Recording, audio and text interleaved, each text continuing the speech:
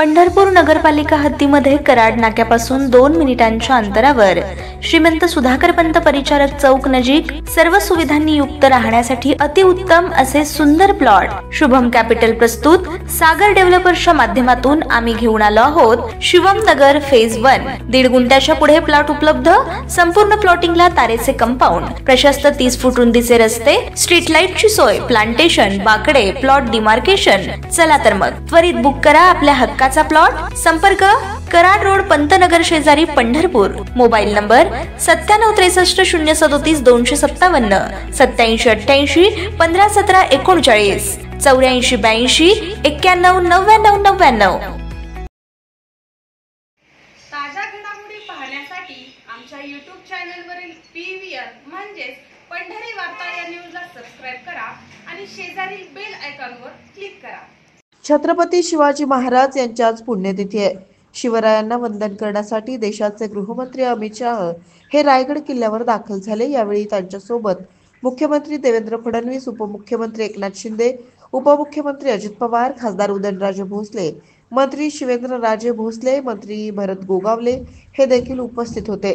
अमित शाह हे शुक्रवारी रात्रीच पुण्यात दाखल झाले होते। यावेळी बोलताना खासदार उदयनराजे भोसले यांनी गृहमंत्री अमित शाह आणि मुख्यमंत्री देवेंद्र फडणवीस यांच्याकडे महत्त्वपूर्ण मागण्या केल्या असून यात मुंबईत राजभवन शेजारी समुद्रालगत असलेल्या जागेत भव्य शिवस्मारक व्हावं, त्याचबरोबर महापुरुषांच्या जीवनावर आधारित चित्रपट प्रदर्शित केले जात असताना त्यासाठी एक स्वतंत्र सेन्सॉर बोर्ड असावं, राज्य शासनाने छत्रपती शिवाजी महाराज यांच्यासहित विविध महापुरुषांचा अधिकृत इतिहास प्रकाशित करावा आदी मागण्या उदयनराजे भोसले यांनी यावेळी आपण टाळ्यांच्या गजरात त्यांचं स्वागत करू।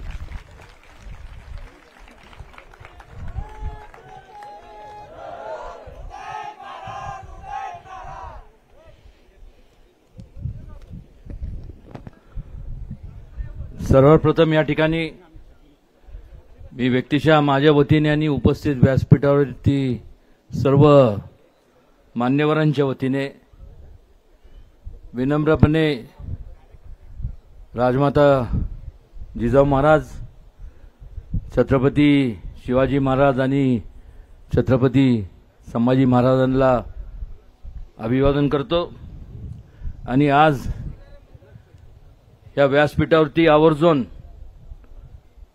राजधानी रायगड येथील 345व्या पुण्यतिथी निमित्त या ठिकाणी उपस्थित असलेले आदरणीय अमितजी शाह, त्याचबरोबर मुख्यमंत्री देवेंद्रजी फडणवीस,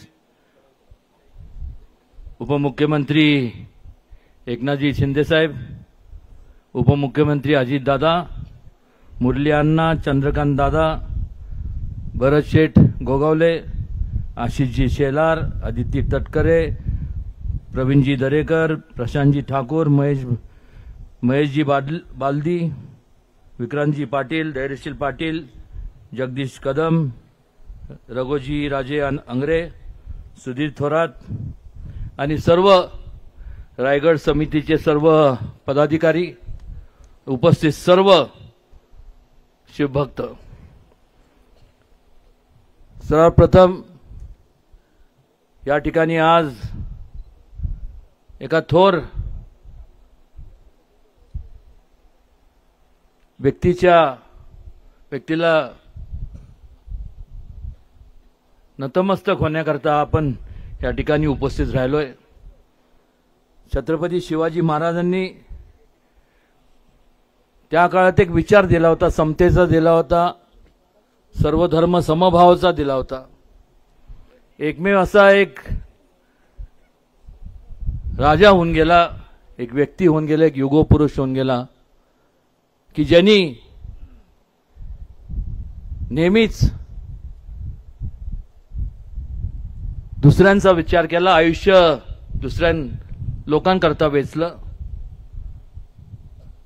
ह्या संपूर्ण विचार घेऊन स्वराज्याची स्थापना केली आणि आज आपण जी लोकशाही पाहतोय, ज्या लोकशाहीत आपण वावरतोय त्या काळात जो त्यांनी विचार दिला होता की लोकांचा सहभाग हा राज्यकारभारात असला पाहिजे, आणि म्हणूनच आज जी लोकशाही आपण पाहतोय त्याचा मूळ पाया जर कोणी रचला असेल तर छत्रपती शिवाजी महाराजांनी. पण मात्र अनेकदा आपण पाहतो, म्हणण्यापेक्षा अलीकडच्या काळात त्यात वाढ झालेली पाहायला मिळते.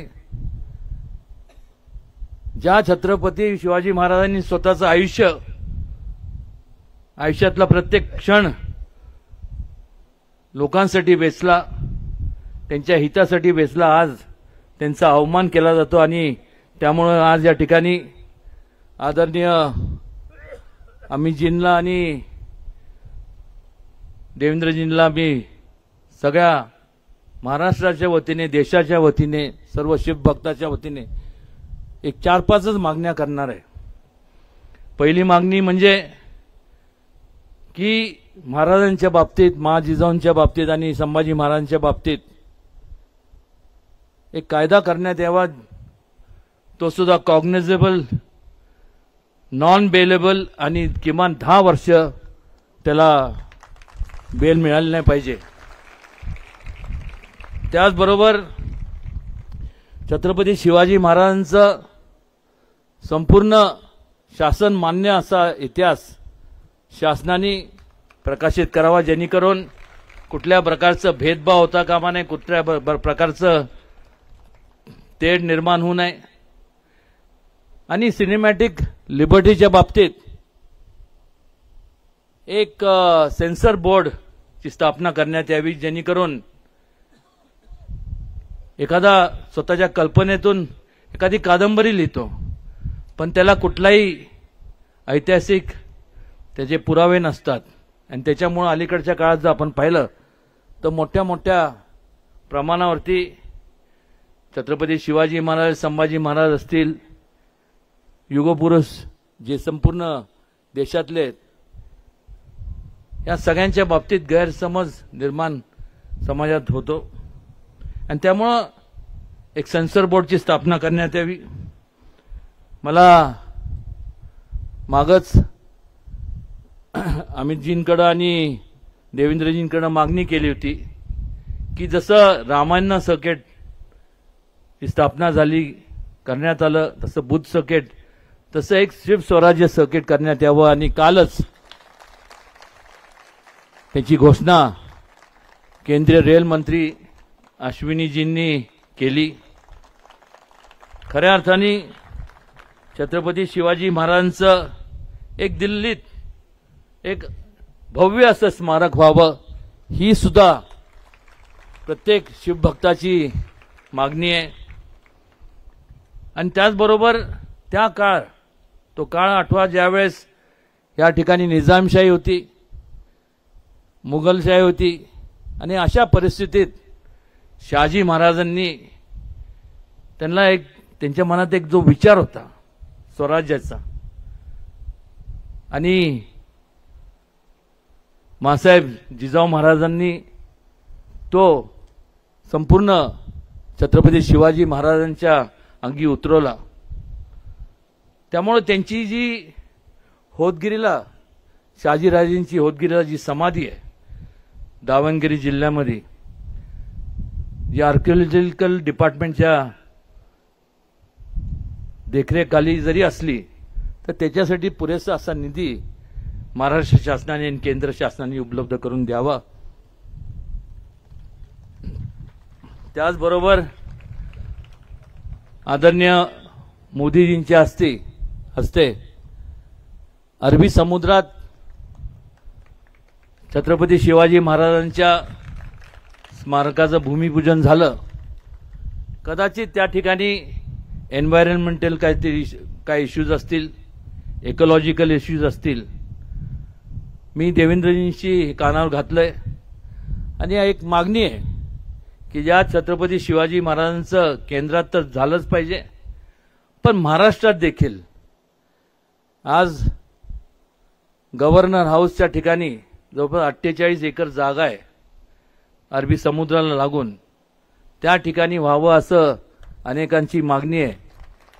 ह्या सगळं हे जेव्हा आपण स्मारक स्थापन करतो किंवा बनवतो त्याचा मूळ उद्दिष्टच एवढा असतो की भावी पिढीला त्यातनं काहीतरी एक विचार घेता येतील, एक चांगल्या प्रकारे प्रोत्साहन मिळेल आणि चांगल्या प्रकारे त्या देशाची प्रगती होईल. ह्या सगळ्या फार वेळ न घेता एवढंच मी माझे सर्व शिवभक्तांच्या वतीने मी एवढीच विनंती करणार की ही घोषणा आदरणीय अमित शहाजींनी आणि देवेंद्रजींनी करावी. शिवभक्तांचं आणि हे सर्व ज्या काही योजना आहेत याकरता संपूर्ण अनेक वर्षापासूनच्या मागण्या आहेत, या पूर्ण झाल्या तर निश्चितपणे त्याचा संपूर्ण आनंद महाराष्ट्राला नाही तर देशाला होईल एवढंच या प्रसंगी सांगतो. आणि पुन्हा एकदा आज या ठिकाणी या सर्वांचं स्वागत करतो आणि थांबतो. जय हिंद, जय महाराष्ट्र, जय जिजाऊ, जय शिवराय.